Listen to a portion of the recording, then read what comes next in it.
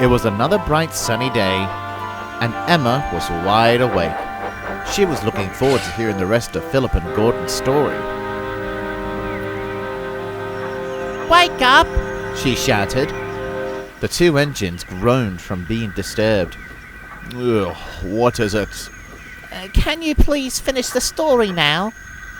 Well, I've got some time before my first lot of shunting, so I'll tell you about the time I saved Gordon's life. And this is the story. Philip had been in the shed for several days.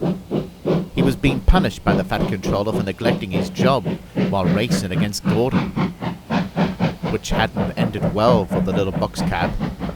I should have done that race, he sighed sadly. If I didn't get switched to that siding, then I could have been in an accident with my driver, or with another engine.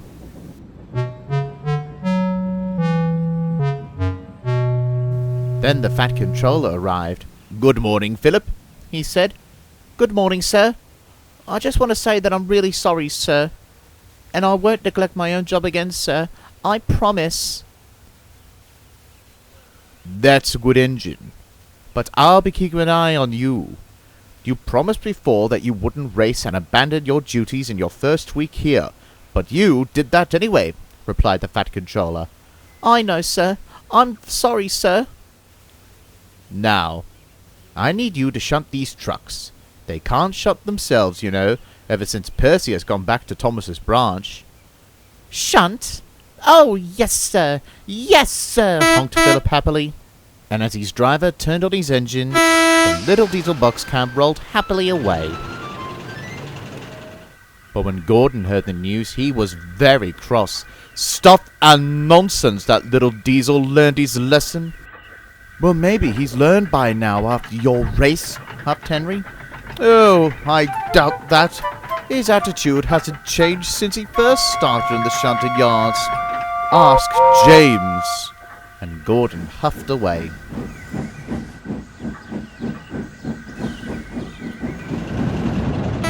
Whenever there isn't much to do at the yards near the big station, Philip goes to the shunting yards nearby. On this day, the island of Sodor was hit by a huge gale. Philip had to be most careful when he was out and about. His driver had once told him a story of a shunting accident that had happened years ago on the mainland. He often thought about it. Cool. I would hate to be that engine, he said. One of the main problems in the shunting yards is youths.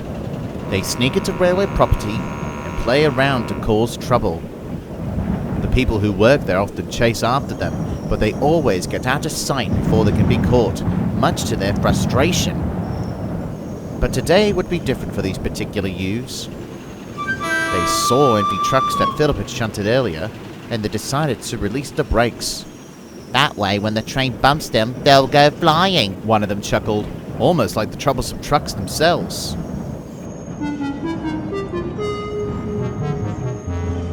When they left to hide, they saw that the trucks began to move. Hey! We're moving! The trucks soon found out that the huge gale was blowing them out of the yards and towards the main line.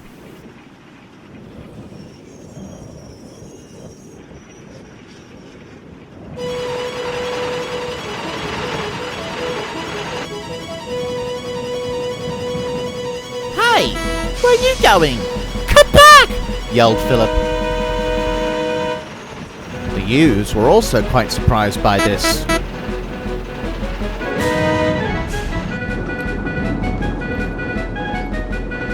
Philip went as fast as he could. Oh! He huffed as he battled through the great wind. The trucks, however, thought it was rather fun. Express coming through, they chortled. Come on! Come on! Philip grunted, trying to catch up to the trucks. Then Philip gasped. Oh no!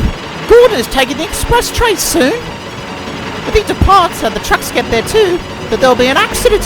I've got to stop them! He saw that the trucks weren't going as fast as they were earlier, so Philip took his chance.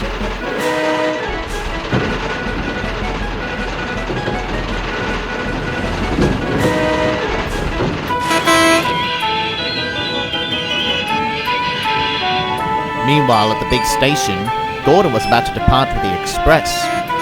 "Oh no, not another stupid race," he groaned. But he was wrong. Philip, with the truck screaming behind, put his brakes on hard until...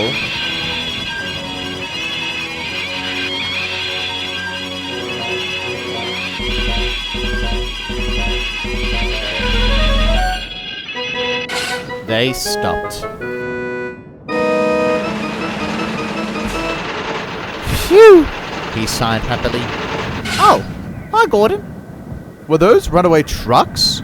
Yes, and I saved you, panted Philip. Gordon departed, feeling relieved that the little diesel box cab had saved him and his passengers.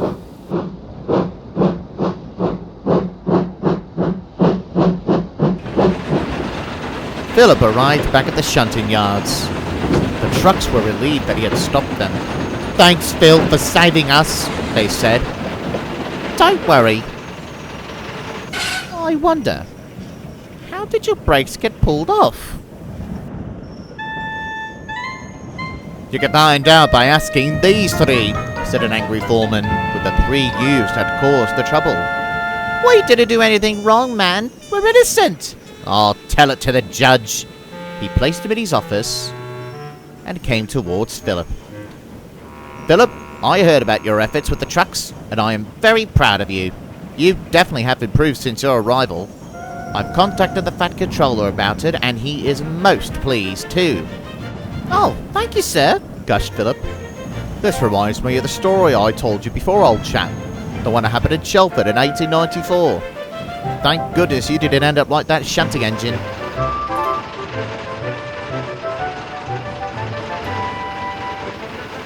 Later, as another day had come to an end, Philip received a surprise. "I just came by to say thank you for saving me.